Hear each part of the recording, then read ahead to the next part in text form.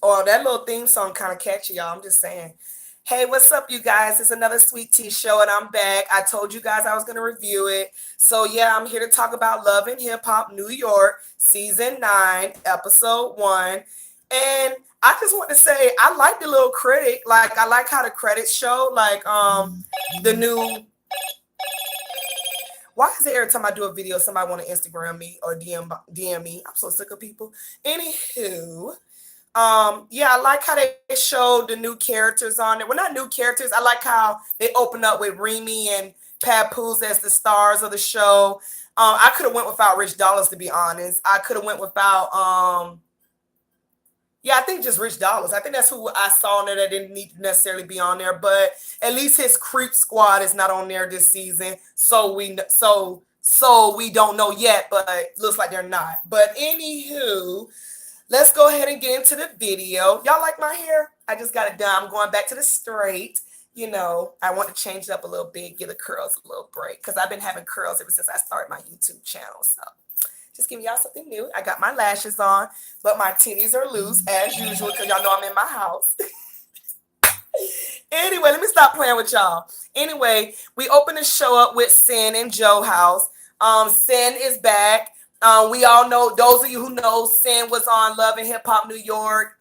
I think it was season 3 or 4. She was on the season, and that's when she was supposed to be Erica Mena's girlfriend, love interest, or whatever, but between her and Rich Dollars. So now she's a mother. Beautiful baby boy. He's absolutely gorgeous, chunky face, full of hair, head full of hair.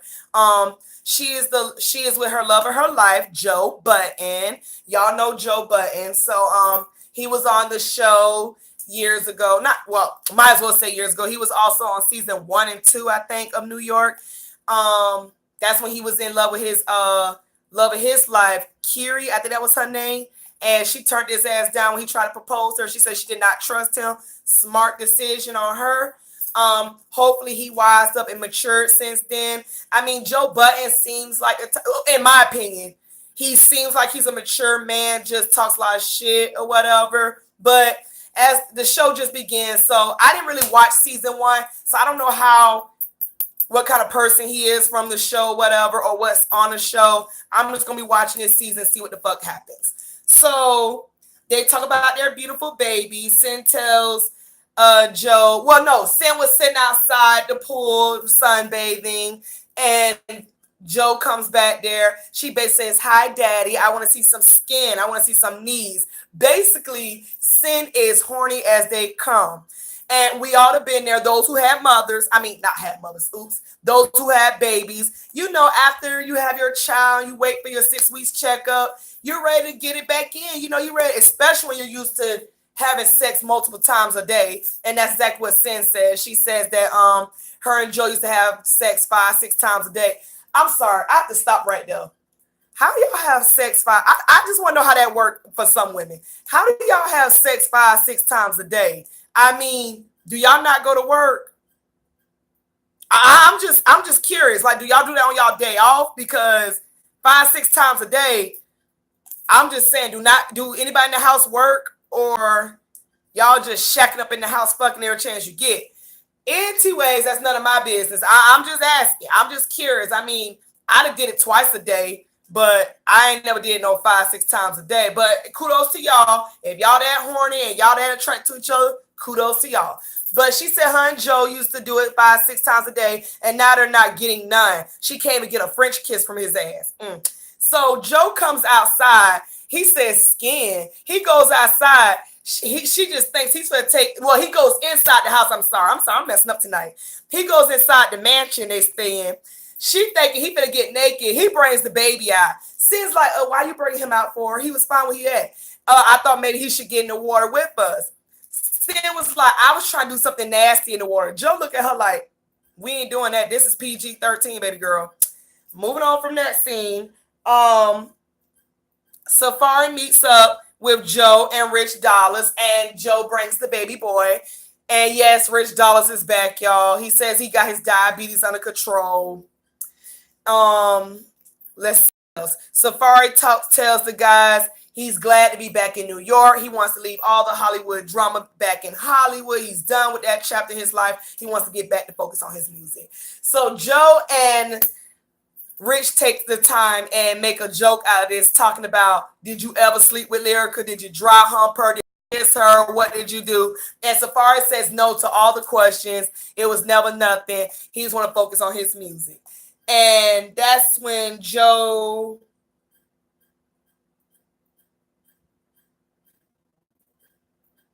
Oh, that was it. That's all they talked about in that scene. And besides Safari talks about strict and all that shit he be saying, and Joe just like, what does strict means or whatever. And moving on from that scene, we see Kimbella and Joe Santana is back. They're back. Only Joel's got in some more trouble. No new Flash there. I mean, what else is new? Yeah, he gets in trouble. Supposedly he went to the airport and this idiot had a gun in his suitcase. He claimed he didn't know the gun was in his suitcase. He said he didn't find out it was a gun in his suitcase until the cameras and everybody started talking about it. Did you not pack your bags? So are you trying to say somebody placed the gun in there? Anyway, he claimed he's very embarrassed. All this stress that caused him to go back to using drug uses. I think he said somebody he's addicted to. Oh, excuse me, I had to sneeze. I think he said he had to he's addicted to painkillers or pain pills, or he's addicted to some type of pill. Anyway, it goes, he's popping pills, which is stressing Kimbella out. Meanwhile, Kimbella is back at home feeding the kids some dry peanut butter jelly sandwiches. And there, one of the little girl was saying, "Mommy, I miss Daddy. I guess Daddy can be the one to cook in that house because Kimbella sure can't cook." So that's where Kimbella said, "I know, sweetheart. I know you do. I know you miss Daddy cooking. I know I can't cook." They also explained that Joel is on, I think he said he's on house arrest, but yet we see him going places too. So I don't know. Their storyline already look boring. I don't know. Kimbella and Joel Santana storyline always seem boring to me. Every time they come on the season, it just seems boring to me, but whatever with that. We get a commercial break. I see that Love and Hip Hop Miami returns January the 2nd, 2019. I wonder why they boosting that up so quickly. Like, we just opened up to New York. Why is Miami coming on so fast? But whatever. I mean, Miami is all right. I mean, it was all right for what it was for the first season last year. We get this scene with Safari. He's walking down the street feeling himself, talking about his music was banging and everything. And they cut the music, and he was talking about how he did a performance. And next thing you know, people start booing at him, throwing shit at him, and it just went viral. There was a voicemail he was listening to or record on his phones. Bitch, nigga, fuck, nigga. I don't know what was said. I wasn't really paying attention. I was writing my notes down. But basically, it went viral. Let him tell it. I didn't hear nothing about it. Correct me if I'm wrong, but I didn't hear anything about it. Moving on from that, Kimbella and Joel's meet up with a counselor. They talk about Joel's drug use and how can he get off of it and how can he fix this? How can Kimbella trust him? Kimbella basically tells the counselor and Joel's, like, she's tired of the cheating, she's tired of drug abuse, and she's tired of the disrespect. Joel said he loves her, he wants to fix this, and he wants her to get on he wants her to trust him. Moving on from that, because I'm not talking about those two that much. I mean, I'm sorry if I'm skipping through that. I just don't care for Kimbella and Joel's.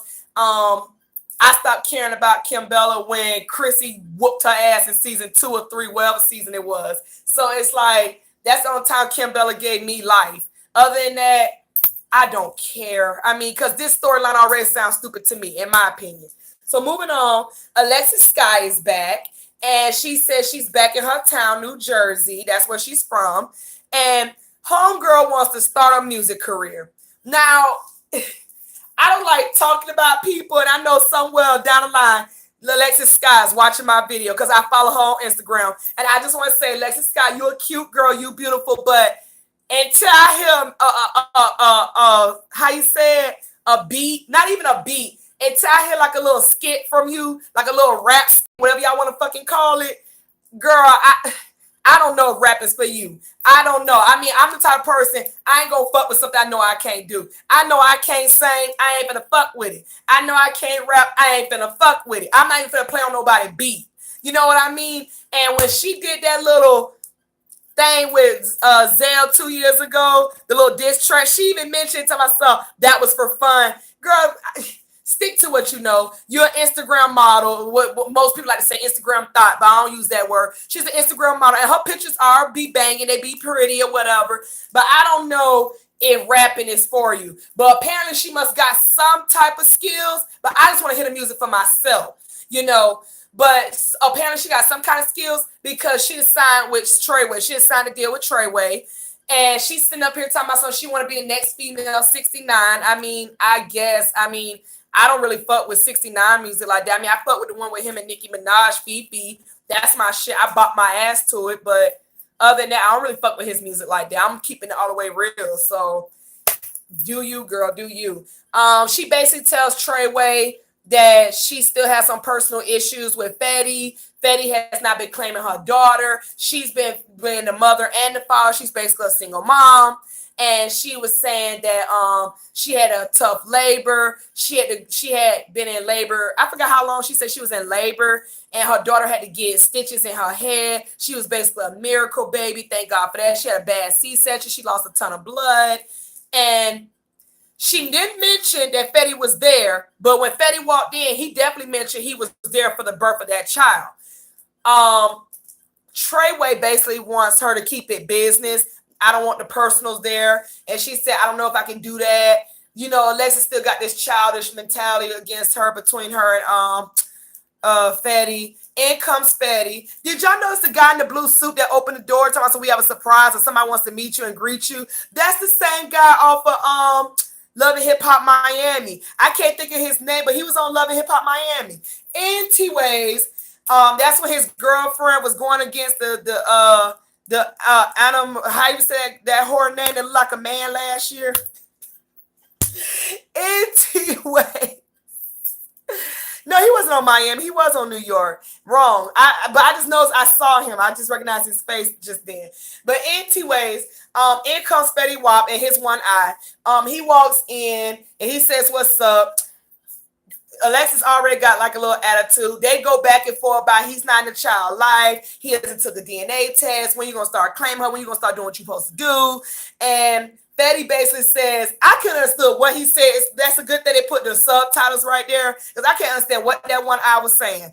He's sitting up here talking about, I'm not in her life because of you, or I was there when you gave birth, and she said because of me. And then next thing I know, Treyway was like, y'all need to keep it personal. Y'all need to keep the personal out of here. Keep it all strictly business. Alexis basically didn't want to talk no more. She was like, okay, you know what? I'm out. I'm finna leave. And she gets up. And I was like, honestly, I was kind of over it. I'm like, this is what we're going to be about all season. You trying to be a rapper and going back and forth with Fetty about him not taking care of a child. Sweetheart, welcome to the real world. I'm not saying it's cute. I'm not on Fetty's side. I'm not on any man's side that don't take care of his children. But again, Alexis, I get that you want to keep painting this picture. Well, I ain't going to say paint this picture. I get that you want to keep living in the past, that you was his main girlfriend, you was his girlfriend, and he cheated on you with all these hoes. But at the end of the day, the reality is he has all these kids by other women, and he can't be at the same place at once. And this is the results. He has kids scattered all over the country. So I don't know. I mean, I'm not going to say he's not a good dad, but he's not the best dad he needs to be to the others. What makes you think he's going to be a good dad or the best dad to this one? This one ain't going to get no special treatment. No matter if you was the first girlfriend, second girlfriend, fourth girlfriend he got with. It doesn't matter. So I do hope he step up his game and do what he's supposed to do for that little girl. Because you're right, Alexis. Your daughter do needs her mother and father. But in the meantime, keep doing what you got to do. And if that's what's paying your bills and keeping diapers on your child ass, then you do what you need to do. Moving on from that, we get introduced to a new cast member named Mano. He's a rapper. He used to be in the group with T.I. I think that's what he was saying. I saw that he was in a concert with T.I. and his girlfriend ended up getting shot. Somebody decided to shoot out a concert for some reason. Could have been gang related. I don't know. And his girlfriend got hit in the leg. We see Joe meets up. Joe meeting up with everybody. So we see Joe gonna be the star of this show. So I already see it happening. So Joe meets up with Mano outside of his performance. And in comes Jacquees. Jacquees announced he's single. Him and Cayenne broke up. They're not seeing eye to eye. I actually liked him and Cayenne together, to be honest. But I ain't gonna lie, Cayenne's a firecracker. That bitch was crazy, but she brought it. But anywho, he's single, and he said he's the face of what the fuck he said he was? He's the face of Rockaware. Anyway, they talk about the whole situation with Safari and his performance and how he's making threats and he's trying to be a so-called gangster thug or whatever, but then you're on videos crying and shit. Like, what's that all about? And Joe Budden just laughs it off. Jacquees laughs it off. Then they talk about how his girlfriend got shot and how she's worried about him working on music again and being out there in the business again. So we move on from that. Kimbella, Alexis, they both go over to Sin. Apparently, all three of these girls are friends. They're having like a little motherly talk. Sin is having the girls over to have some mommy girl time. Like, let's all talk and chit chat, see what's going on with you guys. Alexis tells them that she signed the Treyway, but her and Fetty have to work together. She'll know she can do that because there's so much bad blood between them. They're not co-parenting. He doesn't claim her daughter. Kimbella says she's going through the legal issues with Joel Santana. And Sin says, well, at least y'all guys are not in jail or whatever. And they're like, well, how yours in jail? She's basically tells them, I'm not getting any. All he does is work. Ever since I had the baby, I don't know what his dick feels like. And Kimbella basically gives her this freaky news about, so sometimes you have to demand the dick. Sometimes you have to whip it out of his pants and just start sucking on it. And I'm like, Kimbella, you look like the type that would do some shit like that. Shut the fuck up. Like, the fact that she told Sin to whip his shit out and just take it. Like, you gotta get what you want from these niggas at the end of the day. And Sin was just dumb enough eating it up, talking about so she gonna do just that. Cause it's been decades now. Basically, she trying to say her coochie got spider webs. Moving on from that. Joe is doing a broadcast show. Sin is there. She gets a mic. She opens up and says, is this the best relationship you have? And he says he loves her. He's in love with her. He never been in love with somebody so much before. Everybody says, oh, they leave the show together. They're in the limo. And this is when shit gets crazy with these two. I got to get comfortable for this shit. I'm sorry. So Sin has her titties all the way. I ain't going to show y'all mine because I ain't got no bra on. She got this shirt all the way fucking unbuttoned. Titties are all the way out. And she sits up here. Baby, I got us a room and I want us to go to the room. My mama got our baby tonight, so we're going to get it in. Joe looks at her like, what? I didn't tell you to get a room. He has no smile on his face. He is so serious. He talked to her like a strict father figure. I don't know. He was just like, what?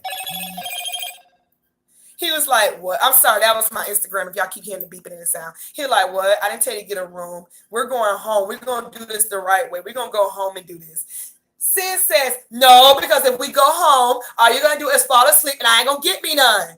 He was like, everybody's fucking but me. I'm the only one not getting any. He's just looking at her like, yeah, we're going home. Next thing I know, somebody was riding next to them on a bike saying something to Joe. And next thing I know, Sin yells, go away, I'm trying to get dick.